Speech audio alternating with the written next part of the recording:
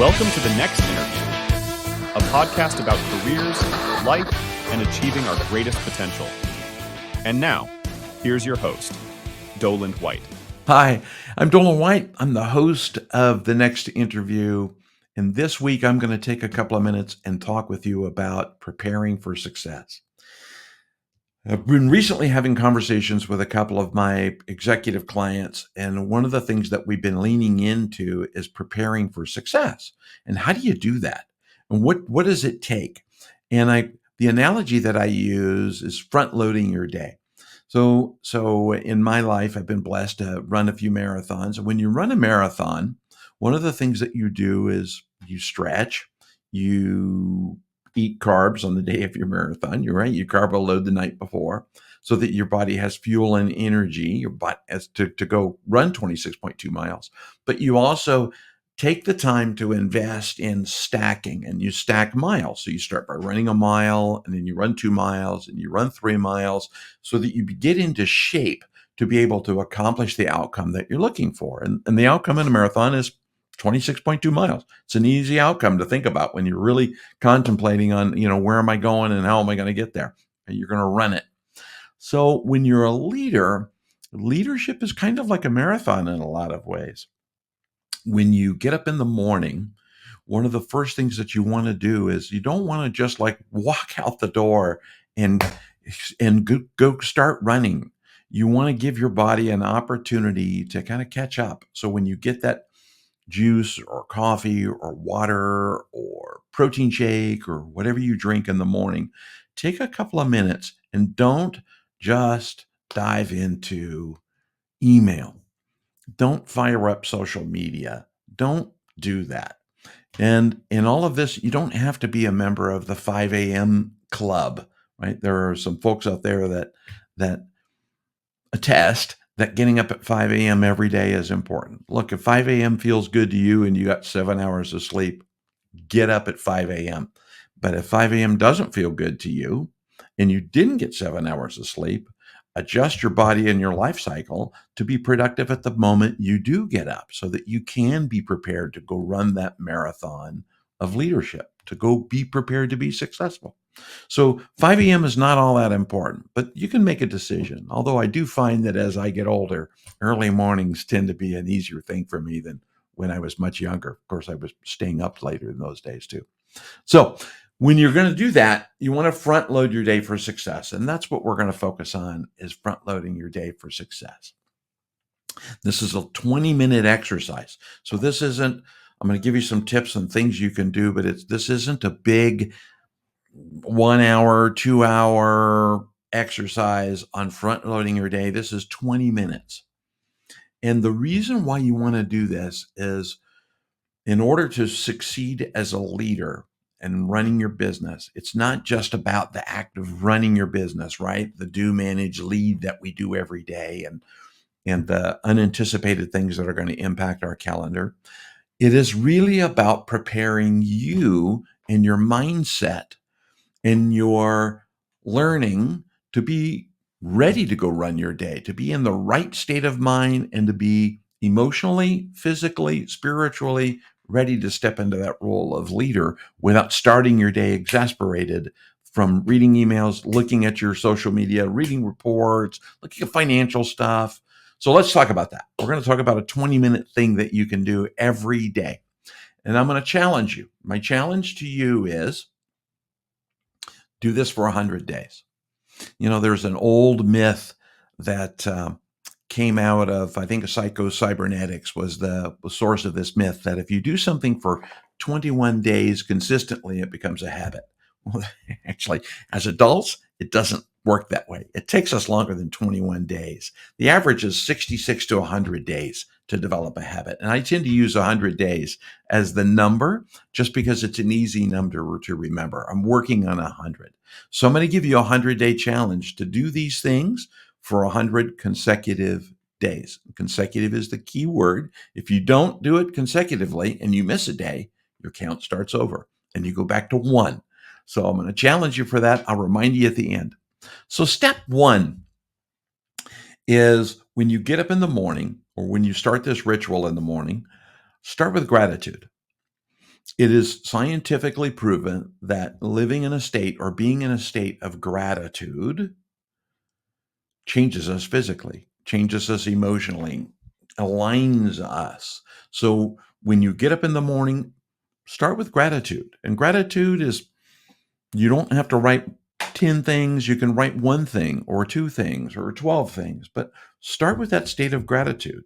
And when you start with gratitude, it's, I am so happy and grateful that, and put it into present tense. I'm so happy and grateful that today is a great day and I have an opportunity to meet with my team. Today is a I'm happy and grateful that today I'm with my family. I'm happy and grateful today that I'm breathing. I'm happy and grateful today that I feel good. So start with gratitude and write them down. Physically write them. Don't type them. Get a pencil, get a pen, write them on a piece of paper, or keep a gratitude journal. Put them into that journal. And so starting with gratitude helps align your thinking into, what are you thankful for? What are you grateful for? What brought you to this point in your life? And it could be being grateful for things that happened in your life that weren't positive or you didn't view positive at that time. Because all of those lessons we learn, and as we learn those lessons going forward, they're things that we take with us. Our history becomes our future, right? We learn from our history and we can either relive our history, repeat our history, or we can learn from our history, treat it as a blessing and move on and not do those things again in our life. So take time, do a gratitude exercise. And when you do the gratitude exercise, at the end of that, send some gratitude out. Think of 10 people that you would like to extend a thank you to or gratitude to. Not gratitude is not just about me. It is gratitude that you want to also reciprocate with. So who do you send gratitude with? And include that in your journal as well. Then, after you do gratitude, it only takes a couple of minutes. Just take time, find some calm and quiet to do that. Then after you do that, one of the things that I do is I love to study. Now, there's a difference between reading and studying. I read a lot of books. I generally read a couple of books a month. That's my goal. I used to have a goal of reading. One year, I'd read one book a week. I read 52 books in a year. Couldn't tell you what I read because I didn't retain it. But when you study, it's the act of really taking the time, the few minutes to study the content. And when you study the content and internalize it and highlight it and underscore it and put notes to it, study it and embed it into the fiber of who you are. Now, whether you're studying transformation, whether you're studying business, whether you're studying law, take the time to study it. And studying means, as I said, bring it into your fiber, add it into something that becomes a part of who you are, embed it. And you have to do that by, again, writing stuff down. You just can't like read it and then leave it alone. So take that time, and every day, as part of doing that, you're going to learn something new. You'll find it amazing that when you study something, I once studied a treatise by Thoreau for a year on success and spirituality. And when you study it, it's funny when you go back to it after a week and you're kind of looking at it again and you're studying it again, that you find something new and there's an aha moment around why at that moment that particular piece made sense to you and it becomes important and you can carry that with you. So study. The third thing actually, gratitude, study, is journal. And when you journal, there are some steps into journaling, and journaling is one of those kind of topics. It took me a while to kind of think about, what am I journaling about? Am I just writing about it's a nice day and I feel good and I went to Hawaii, or my kids are great, or saw the grandkids yesterday? So there's a structure that you can put in place, and I've exerting some of this structure from a guy named John Boggs that I learned some of this from, and some of it that I use that's my own personal structure. But the very first thing is, when you're journaling, write down, what did you learn from yesterday? It's important that as leaders that we're not comparing ourselves to other people. We're comparing ourselves to who we were yesterday.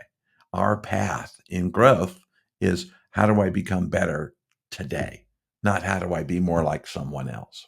So when you are starting your journaling process, take a couple of minutes and write down a couple of sentences about what did I learn yesterday? And then as a component of that, I'll give you 3 R's. The first R is release, the second R is resolve, and the third R is repattern.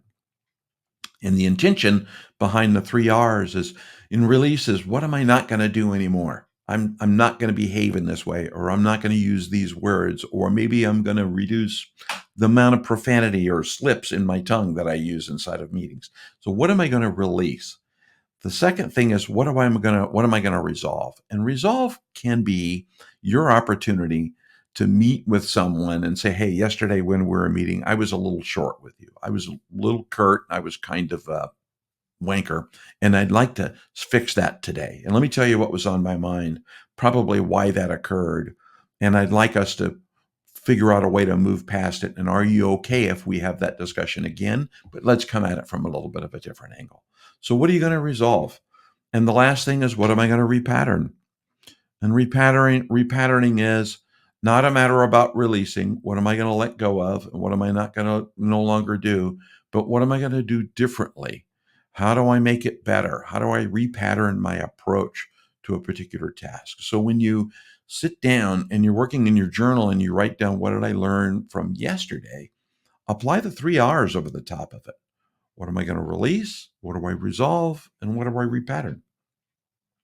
Then the next thing is write down what 3 actions in one sentence you're going to take today to move confidently towards your goal. Now, your goal can be personal, can be business. We all have different kinds of goals that we're focused on, and goals shift over time, right? As we're thinking of our goals. So take a moment and write down the 3 actions that will move you confidently towards your goal. What am I going to do today to take a step towards that outcome? Write those down. And as you front load your day with those actions in your journal, what did I learn? What am I going to do with my 3 R's? And then what 3 actions am I going to take today?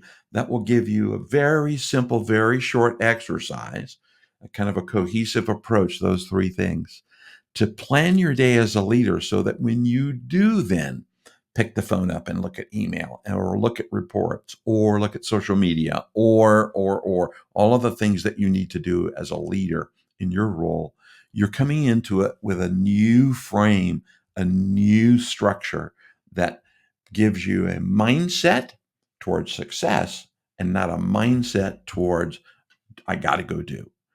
It gives you an opportunity to think about how I respond, not just how I react.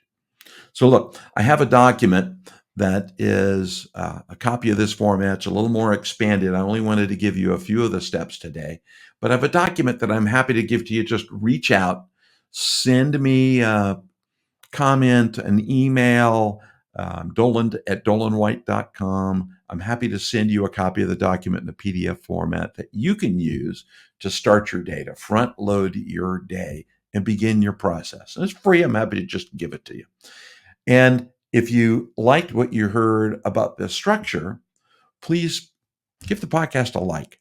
Share it with someone that you know who's a leader who might be struggling with stress, who might be struggling with anxiety in their job because they're immediately stepping in and they're feeling overwhelmed with what they're doing, and not front loading their day immediately puts them into a state of mind that will continually let them spiral towards less success, not greater success. So share it with someone. Give me a like, give me a follow, give it a share. And if you want any more resources, there's free resources on my website, dolandwhite.com. Invite you to visit the website. Please do. Thanks for listening to the Next Interview podcast. I hope these few minutes together today were of value, and I look forward to seeing you again on next week's interview. I have some very interesting guests coming up over the next 3 or 4 weeks that I think you're going to find very fascinating. Thanks again. You've been listening to The Next Interview. For more information about today's guest, be sure to visit the show notes. If you enjoyed the show, give us a follow and be sure to join us here on The Next Interview.